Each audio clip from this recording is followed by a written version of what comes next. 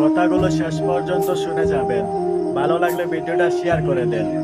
AI দিয়ে যারা video বানাইয়া সোশ্যাল মিডিয়াতে ভিডিও ভাইরাল করতেছো, এআই এমন একটা জিনিস 18 কোটি মানুষের মন থেকে বিশ্বাস জিনিসটা উড়ে নিতেছে।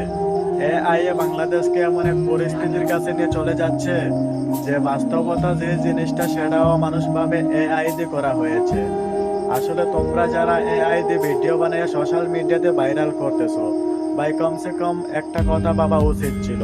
তুমি যদি কোনো বিপদের সম্মুখীন হয়ে যদি ভিডিও বানিয়ে সোশ্যাল মিডিয়াতে ওই ভিডিওটি পোস্ট করো, তাহলে মানুষ বিশ্বাস করবে না।